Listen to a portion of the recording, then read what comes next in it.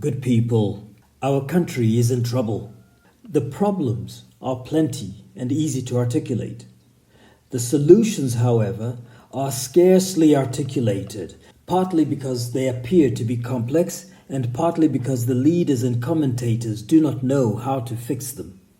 Unfortunately, Malawians might have to wait until elections on 16 September 2025 before we can begin to implement solutions, when it will be up to me and my team to solve our people's problems.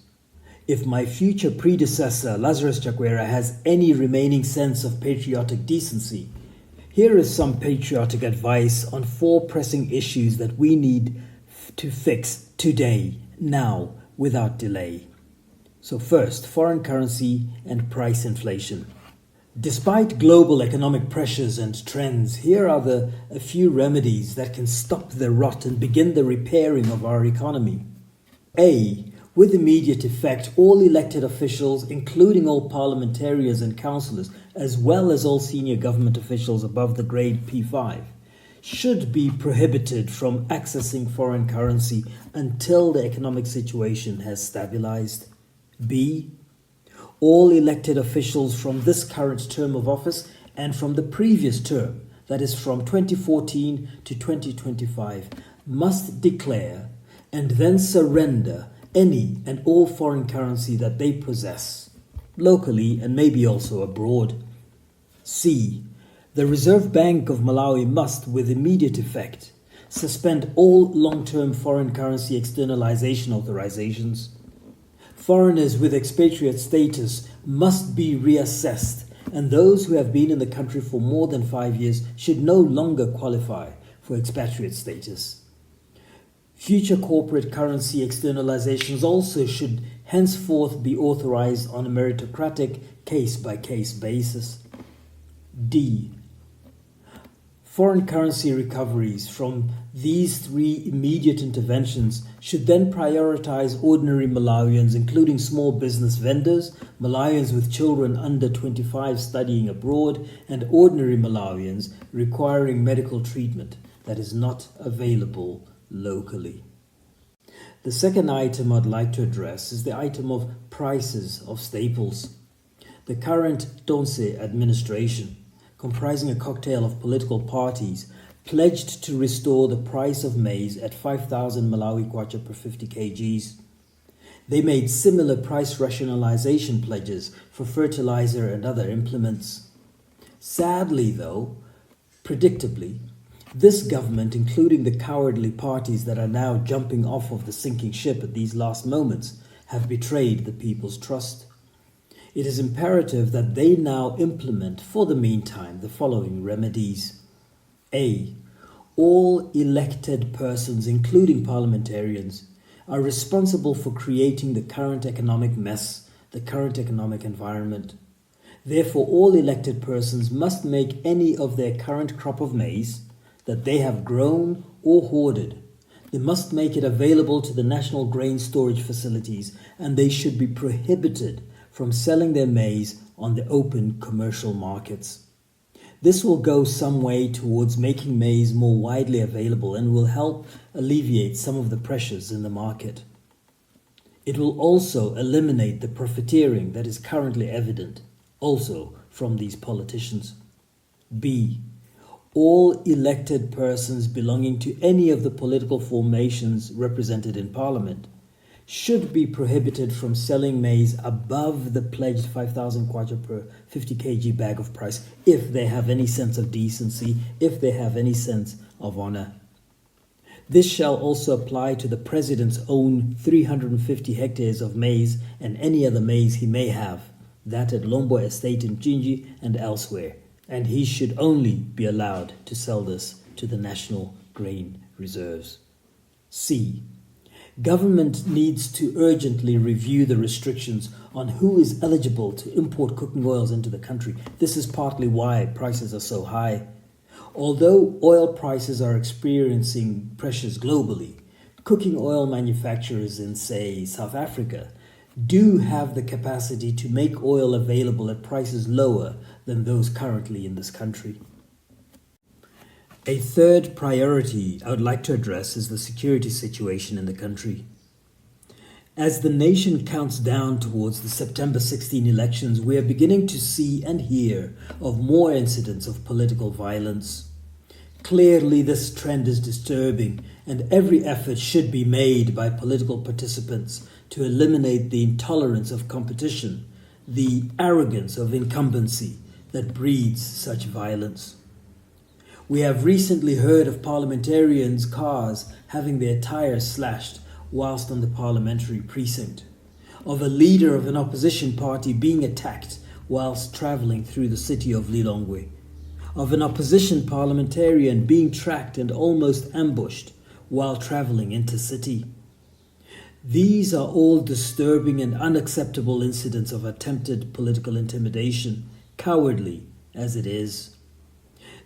However, this said, these victims of political harassment and of political violence should as individuals report their cases to law enforcement officers, and they should follow the procedures of redress that they, as parliamentarians and as government officials, current and former, legislated over the past years. Their incidents should not be allowed to interfere with proceedings in Parliament. Representing the citizens' interests should not be suspended for the sake of the interests of political individuals. Therefore, I am more concerned about the security situation being faced by citizens across the country. Furthermore, I am bothered by how government treats innocent demonstrators when they peacefully take to the streets to express their legitimate grievances. In this regard, I urge the following. A. Government has an obligation to protect demonstrators' well-being. This includes providing police officers tasked with both protecting property as well as protecting the demonstrators themselves. This also includes providing first aid responders and ambulances to be available to the demonstrators in case of adverse events. I recall 2 such events in the past week alone. One in which 2 young men collapsed amongst the demonstrators outside Parliament. There were no first aid responders, no ambulances to tend to the unconscious young citizens or to convey them to the hospital. The police on hand also refused to attend to these innocent young Malawians. Another event, equally troubling, equally saddening, occurred in Ndirande in Blantyre. There, police officers fired tear gas into a crowd of innocent protesters, as well as into 2 nearby secondary school compounds. This led to panic, and students who tried to scale the perimeter walls of the schools got badly injured by the sharp glass embedded atop the perimeter walls. Again, there were no first aid responders, no ambulances, and the police refused to tend to these young victims of the police's own excessive use of force. B. Government must urgently change its standard operating procedures for police officers who are deployed to public gatherings, whether those gatherings are political rallies, citizens' demonstrations of discontent, or other public events. C. The police leadership must resist the politicization of the Malawi police service. D. The abuse of the police rank-and-file officers by their own superiors must end. The norm of requiring police officers to report for parade at 3 a.m., just to then be deployed, for example, for the whole day lining the presidential travel route, must end. It is not humanly possible for police officers to function rationally if their workday begins at 3 a.m. and proceeds throughout the rain and hot sun of the day, all without proper transportation, without communication devices, without food rations, without water, without replenishments. E. Citizens, especially women, are being assaulted daily when they walk home from work in the main cities like Blantyre and Lilongwe. Given prohibitively high public transport costs, many have to walk many kilometers to and from work every day. Street kids have become notorious, attacking and gang raping women with seeming impunity. Law enforcement are aware of this daily scourge, and yet government leaders do not care. This must change. Government leaders care more about their slashed tires at Parliament than they care about assaulted women in the cities. This must change. Street gangs must be apprehended and decisively dealt with, and commuters must be protected even if it means deploying MDF soldiers on all commute routes from today. Good people, may I take advantage of this to address President Donald Trump's termination of American foreign aid to Malawi. It is shameful, yet not surprising, that the government of Malawi has not taken any measures to address the gaps created by the US President's executive order regarding USAID. First of all, let's not beat about the bush. President Trump is well within his rights and mandate to cut off funding to USAID programs in Malawi, given that Malawi's leaderships are globally renowned for their high levels of grand corruption and inefficiency and incompetence. This grand corruption was documented during the Bakiri UDF regime, during the Bingu and Peter DPP regimes, during the Joyce PP regime, and during this Chakwera MCP UTM Donse regime.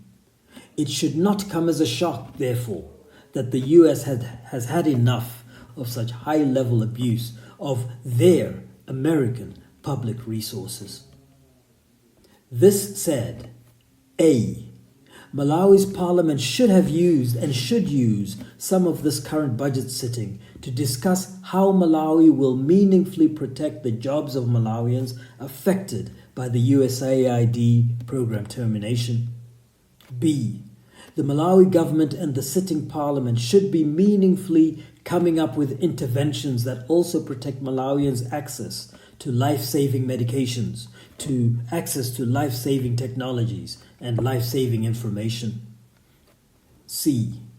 All of the gaps created by the US aid termination should have been covered by now by a responsible government that cares about its people's livelihoods.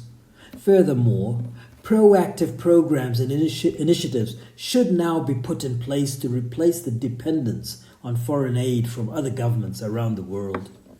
The personal beggar mentality of the president, the personal beggar mentality of his cabinet members, the personal beggar mentality of parliamentarians on all sides of the aisles should not be imposed as a beggar mentality of the government of the Republic of Malawi.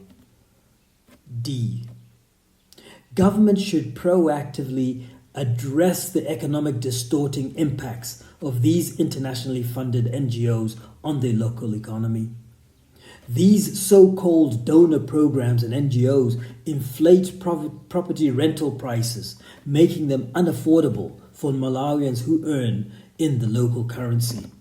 They distort transportation costs, also in terms of car rental prices. They make it impossible for Malawians to be able to afford to live in their own country. In conclusion, fellow Malawians, elected leaders should lead by example. They should lead by not holding or accessing any foreign currency until the economic situation stabilizes. They should lead by not profiteering on the inflated maize prices that their failed policies have created. No elected person should be allowed to sell maize above 5,000 kwacha per 50 kg bag. They should lead by making sure law enforcement prioritizes the security of ordinary Malawians, protecting them from their political oppressors and protecting them from street criminals. The security of elected persons and other leaders is not more important than the security of ordinary Malawians.